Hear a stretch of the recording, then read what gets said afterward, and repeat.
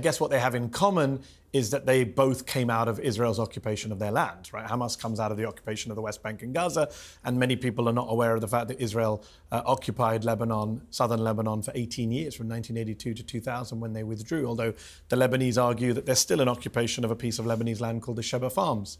Israel's the one that's occupying the West Bank and Gaza, longest military occupation in the world, going back to 1967. Israel is the country that occupied southern Lebanon. I mean, everything, the world did not begin on October the 7th. Where did they hit? They fired at the Sheba Farms. You know the answer, tell me. I do. They fired at the Sheba Farms, which, as I said earlier, is an area of Syria. Well, the Lebanese claim it's Lebanon. Syria claims it's Lebanon. Israel says no and is occupying the Sheba Farms. They fired at Israeli military installations in the Sheba Farms. Now, have they got fired in Israel? So since? they were firing at Israel. They were firing yes. at an area that Israel says is theirs. No, Israel doesn't say that. Israel says it's Syria's. Because remember, Piers, Israel is occupying Syria and the West Bank and Gaza, and Lebanon would argue parts of Lebanon. This is the problem, right? The core of the problem is Israel's territorial expansionism. It's a mess. Attacks, not a mess. It's Israel occupying multiple Arab lands, which leads to quote-unquote resistance or quote-unquote terrorism, whichever word. I don't care what word you want to use right now. But that is the core, right? You had John Mearsheimer on the show this week, made the same point.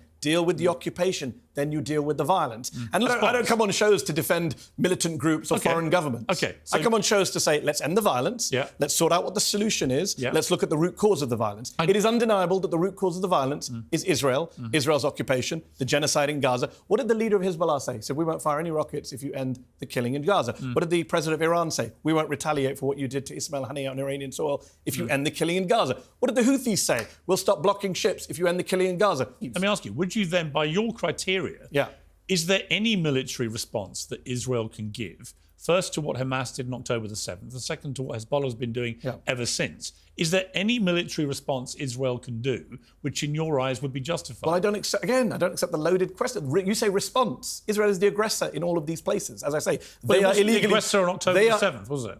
Well, it was actually, because it was occupying Gaza and it was besieging Gaza for 20 years, and even in Israeli general... You're sounding like you think it was justified what Hamas did. No. It's one or the other. Why?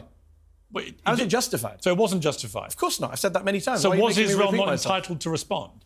No, but I'm questioning you use the word response. Response implies everything starts on October 7th. No, I don't accept your timeline. I've never said that. Well, you keep saying response. To that specific terror attack, in a way that if in England somebody suddenly launched an attack on our people and they killed 1,200 and wounded nearly 7,000, I would absolutely expect my government to respond with substantial force. Would you? Yes, but Britain... So you would? Hold on. But is Britain occupying territory in that scenario? Because that's the key point here. It's Shlomo Brom... It's dangerous wording. No, it's not dangerous, because I'm making it sound like... I don't disagree with you. I'm going to quote... If you let me finish, before you keep suggesting I'm supporting October 7th, which I have not... Sounds like you're justifying it to me. Well, you're saying, not paying attention. They're being occupied. They are occupied, or they're not occupied. I think they probably are, yeah. Not probably. The ICJ says they're occupied. Shlomo Brom, who's one of the former top Israeli generals, one of their big strategists, said after October the 7th, what did you expect? If you keep people under military occupation, is that what you think? They will rise up. Of course. There's always going to be terrorism. What do you expect? Yeah, there's always going to be terrorism and violence as long as you oppress people. On that, I think Israel is much more complicated. That's complicated, as my friend Ta-Nehisi Coates pointed out the other way, is just a good way of avoiding attributing moral responsibility. It's complicated. No, it's not complicated, actually. Israel is the occupier under international law. Israel is the one killing the vast majority of civilians. I'm saying that the way of the gun, the military solution to everything, is a failure, whether you think it's moral or immoral. How should Israel respond? I've told you, end the occupation. You don't want to talk about the occupation, Piers. You don't want to talk about the 500 dead. I'm telling you, that's the root cause. Israel wants to do everything except what every smart person is telling them to do. Even members of their own security establishment are telling them to do. End the occupation. And then see what happens. You say... Nobody's waking up in the morning saying we want to kill Israel for no reason. You say, Mehdi, all roads lead to the occupation. Yes. OK? Israel would say all roads lead to Iran. Who cares what Israel says? They've lied for the last year. Who cares what they say? Yeah, do you care what Russia says?